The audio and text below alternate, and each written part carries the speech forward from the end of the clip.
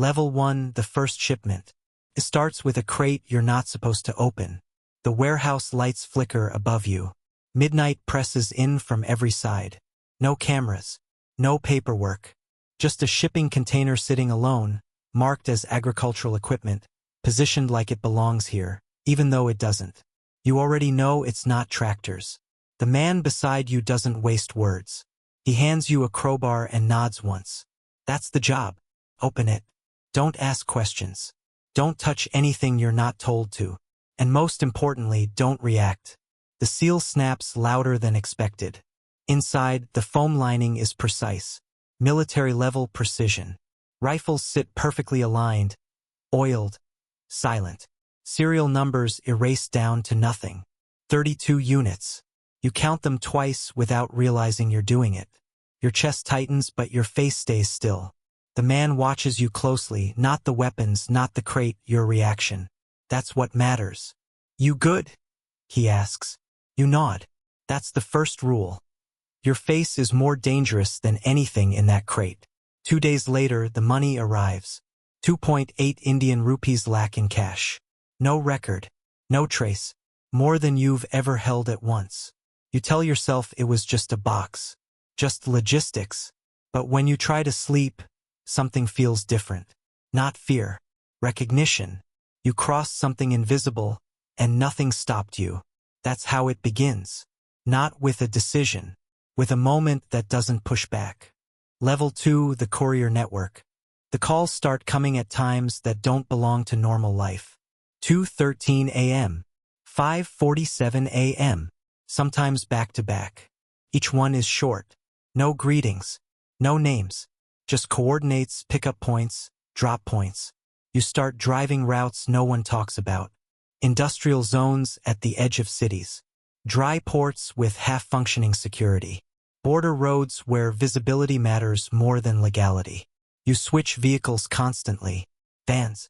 Trucks. Once, an ambulance. Nobody checks an ambulance. You meet others like you, couriers. They don't introduce themselves. They don't ask questions. Conversations don't exist here. Only roles. That's the second rule.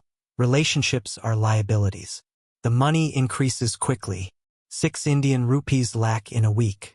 12 Indian rupees lack if you accept higher risk routes.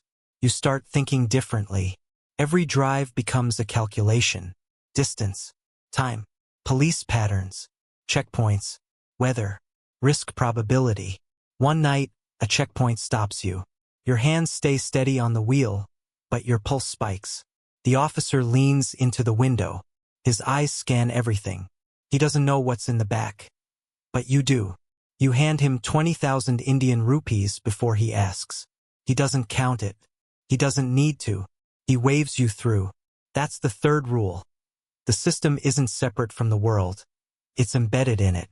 You drive away, expecting adrenaline to crash through you. But it doesn't. Instead, there's clarity. Focus. That's when you realize you're adjusting faster than you should. The fear isn't gone. It's just quieter. Level 3, the broker's table. You stop driving. Now you sit. A dim office above a shipping yard becomes your new environment. The air smells like oil and dust. A fan spins lazily overhead, doing nothing useful. Across the table, 2 men argue about price. You don't interrupt. You watch. One represents supply, clean, efficient, sourced from diverted military stock. The other represents demand, urgent, unstable, willing to pay anything. You sit in the middle. You don't own the product, but nothing moves without you. That's the fourth rule. Control doesn't come from ownership. It comes from connection. You speak only when necessary. Numbers, terms, delivery structures. $3,200 per rifle. Bulk discounts above 200 units. Split shipments to reduce risk. They agree.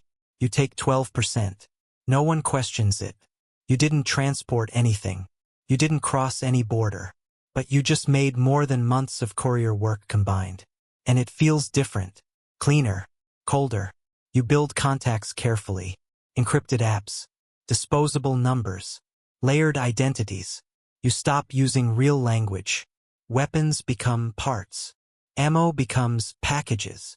Conflict becomes events. You're not just working in the system anymore. You're learning how it speaks. And slowly you stop asking where anything ends up. Not because you don't care, because caring slows decisions. And slow people don't stay here long. Level 4, the operator. You don't arrange deals anymore. You control movement. Multiple shipments run under your oversight. Different regions, different timelines, all moving at once. You don't wait for problems. You predict them. That's how you survive here. A shipment disappears near a coastal route. 30 crates. No confirmation. No signal. You don't panic. You trace everything backward. Driver, route, timing, contact points. You find the break. Inside job. That's the 5th rule. Betrayal isn't rare. It's expected. You recover the shipment within 48 hours. The person responsible disappears. No noise. No discussion. You don't feel anything about it. That's what changes you. Not the violence. The absence of reaction to it. Your name begins to carry weight now. Calls get answered faster. Instructions get followed without hesitation. You're not just reliable. You're necessary. But you never forget something important. Everything here is replaceable. Including you. Level 5, the supplier. You move closer to the source. Factories. Workshops. Diversion points from legitimate supply chains. You're no longer connecting people. You're controlling what exists to be sold. One facility stands out, hidden behind a legal industrial front. Inside, machines operate with surgical precision. Every component manufactured to exact specification. No records, no traceability. The man running it doesn't negotiate much. He doesn't need to, but you secure access. Not full ownership, but enough to control output volumes and timelines. That's when your margins shift. And so do your risks. You're visible now, not publicly, but within the system. People know your role. That's the 6th rule. Visibility creates both influence and exposure. A deal goes wrong. Weapons you sourced get traced internally. Questions come down the chain. You respond with data, logs, proof. You survive the scrutiny. But something becomes clear. At this level, mistakes don't cost money. They cost position or existence. You tighten everything. No weak links. No loose ends. You become harder, more distant, more exact. Level 6, the authority. You don't negotiate anymore.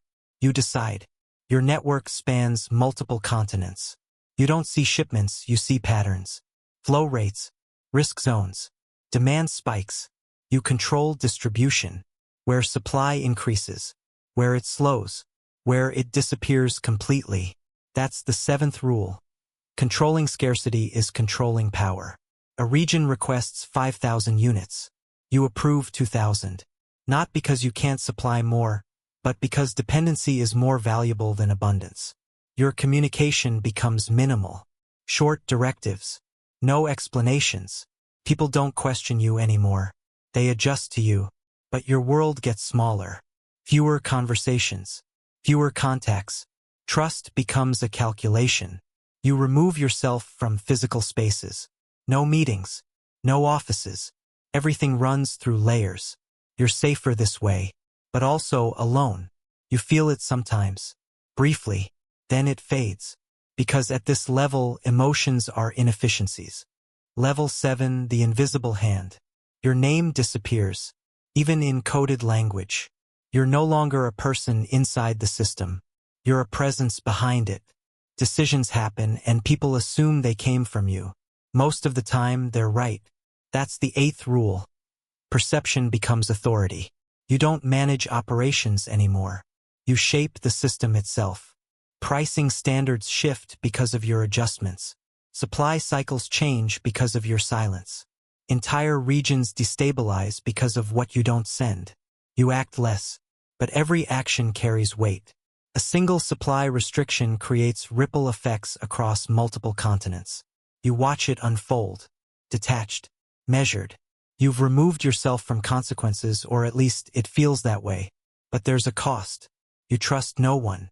Not partners, not networks, not systems you built yourself. Because at this level, capability equals threat. So you build layers, proxies, shell structures, false leads. If anyone looks for you, they'll find nothing solid. Only shadows. Level 8, the architect. There's no fixed location anymore. No office. No device tied to you. No consistent identity. Just movement. Controlled and invisible. You don't run operations. They run because of what you built. That's the final rule. Real control exists when you're no longer required to act. Every major flow aligns with structures you designed. You don't interfere often. You observe. Adjust only when necessary. The system sustains itself. You've reached the top. No one above you.